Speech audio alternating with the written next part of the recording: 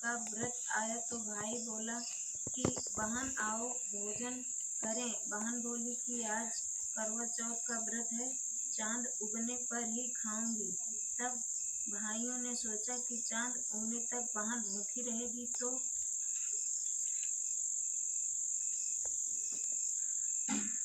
एक भाई ने दिया जलाया, दूसरे भाई ने छलनी लेकर उसे डंका और नकली चांद दिखाकर बहन से कहने लगे कि चल चांद उग आया है, अर्घ दे ले।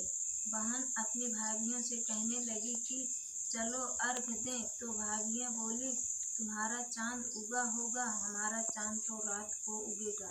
बहन ने जब अकेले ही अर्घ दे दिया और खाने लगी तो पहले ही गिलास में बाल आ गया और दूसरे गिलास में कंकड़ आया और तीसरा गिलास मुंह की ओर किया तो उसकी ससुराल से संदेशा आया कि उसका पति बहुत बीमार है, जल्दी भेजो।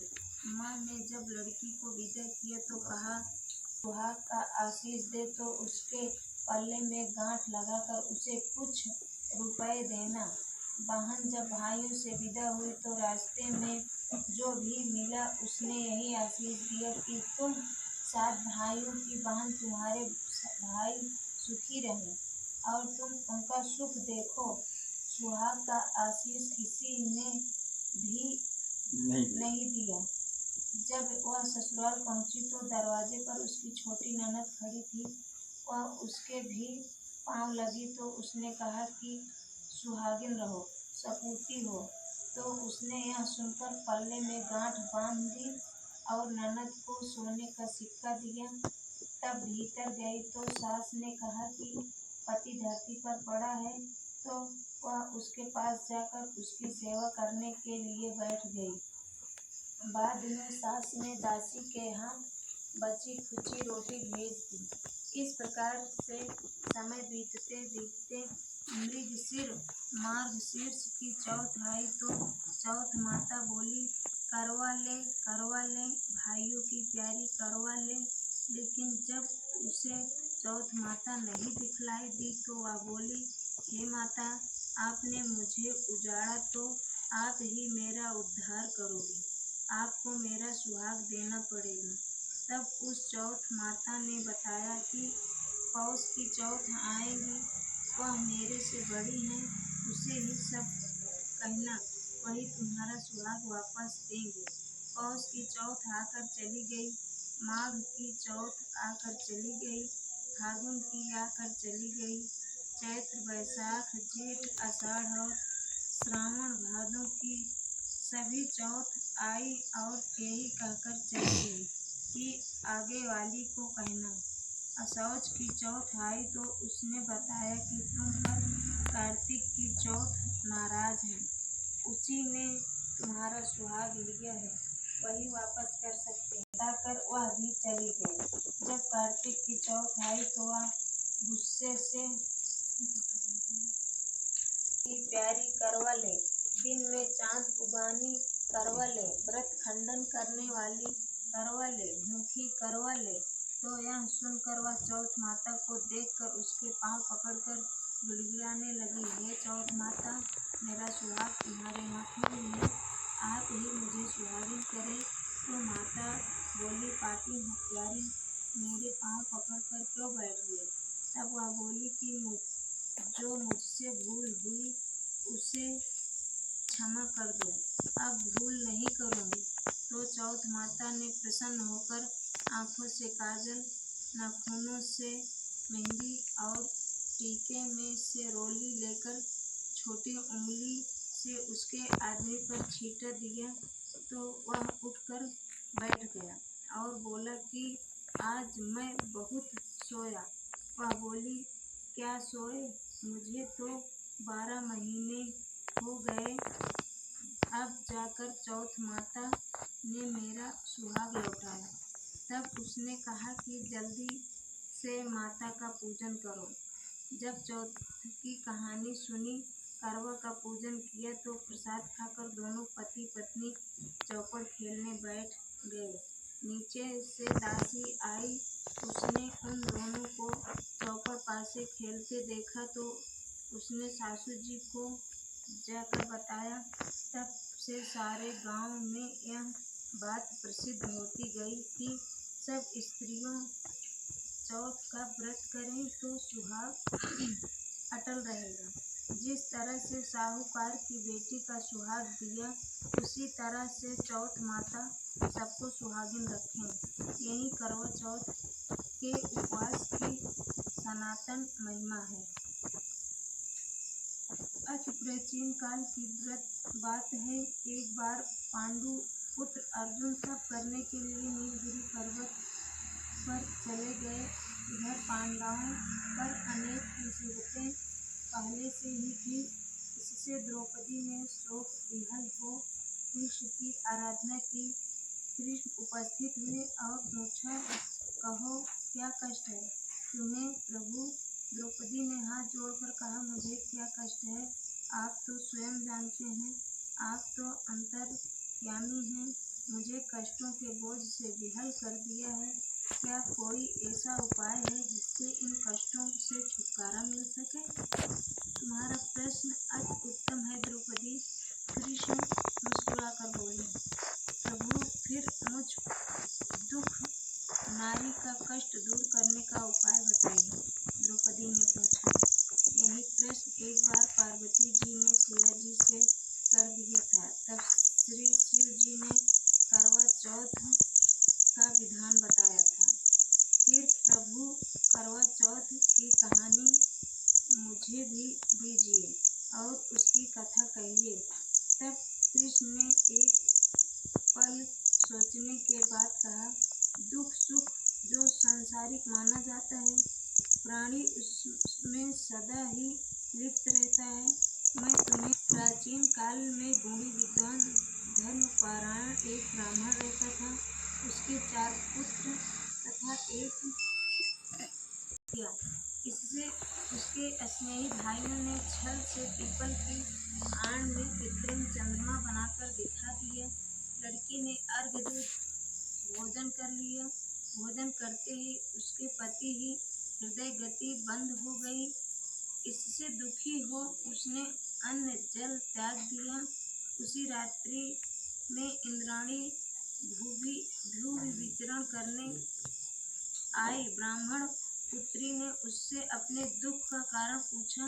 इंद्राणी ने बताया, तुम्हें करवा चौथ व्रत में चौथ दर्शन से पूर्व भोजन कर लेने से यह कष्ट मिला।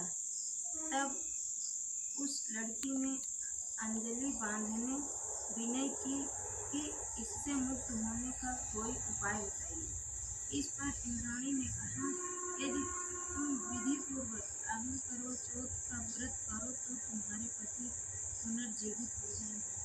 कन्या ने ऐसा करने का वचन दिया तो उसका पति स्वस्थ हो गया।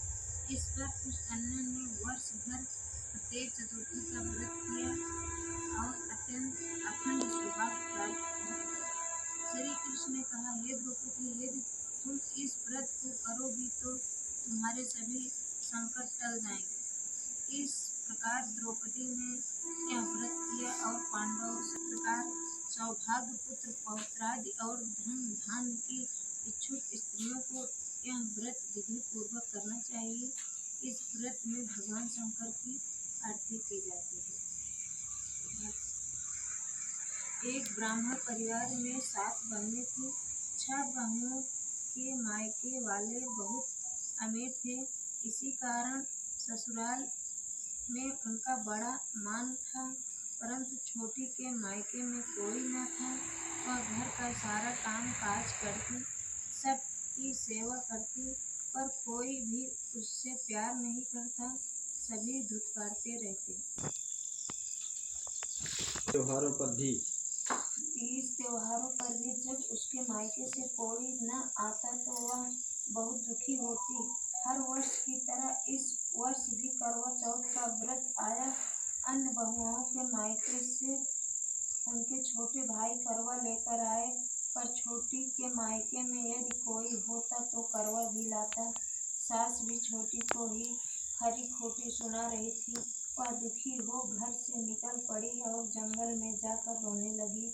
एक नाग बहुत देर से उसका रोना सुन रहा। अंत में वह अपने बिल से निकल आया तथा छोटी बहू से पूछने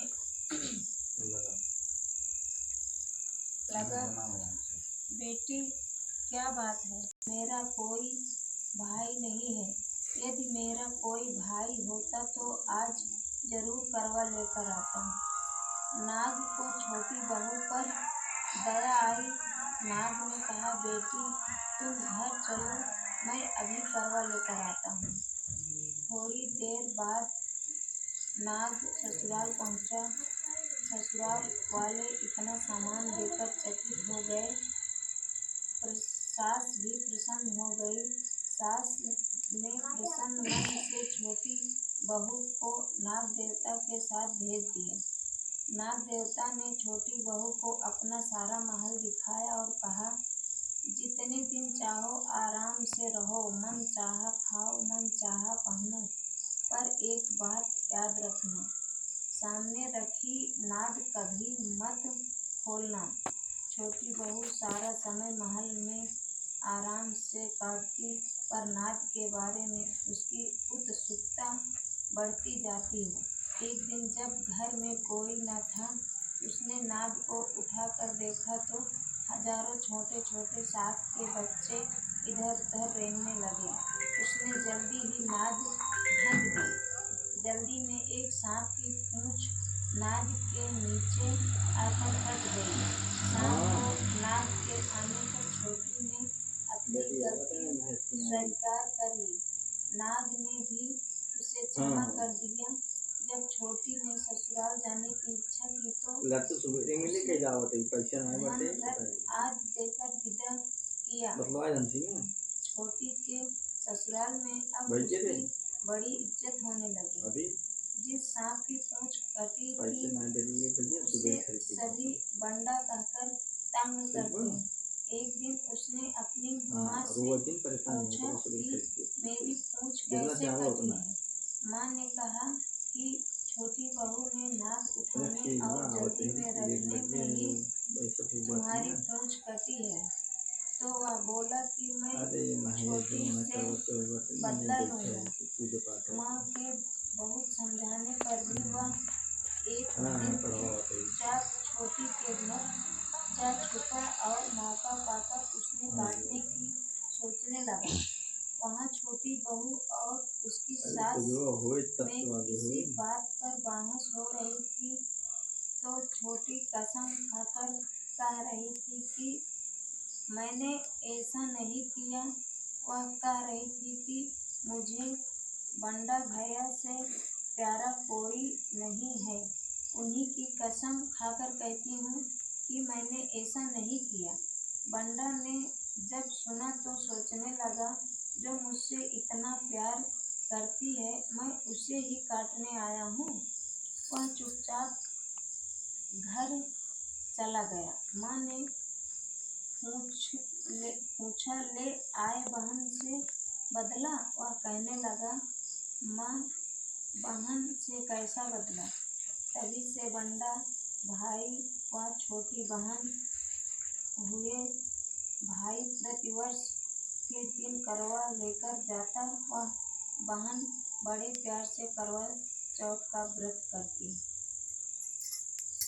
प्राचीन काल में करवा नाम की एक पतिव्रत स्त्री अपने पति के साथ नदी किनारे एक गांव में रहती थी।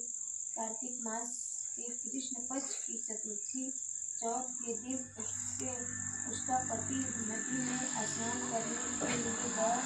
स्नान करते समय एक मगरमच्छ ने उसका पैर पकड़ लिया और करवा करवा नाम लेकर जोर जोर से अपनी पत्नी को पुकारने लगा।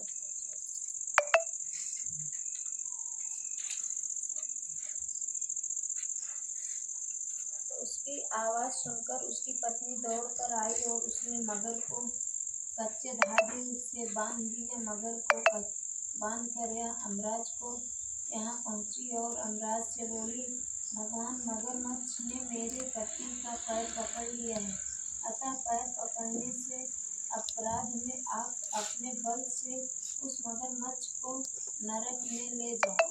यमराज ने कहा, अभी मगरमच्छ की आयु शेष है, अतः मैं उसे नहीं मार सकता। इस पर कौवा ने कहा, यदि आप ऐसा नहीं करोगे तो मैं आपको श्राप देकर नष्ट कर दूंगी। यह सुनकर यमराज डर गए और उस पतिव्रता स्त्री कौवा के साथ जाकर मगरमच्छ को उन्होंने यमपुरी भेज दिया और कौवा के पति को दीर्घायु प्रदान की। उसी दिन से यह करवा चौथ मनाई जाती है और सुहागिन स्त्रियों के द्वारा व्रत रखा जाता है। हे करवा माता, जैसे तुमने अपने पति की रक्षा की वैसे सबके पतियों की रक्षा करना।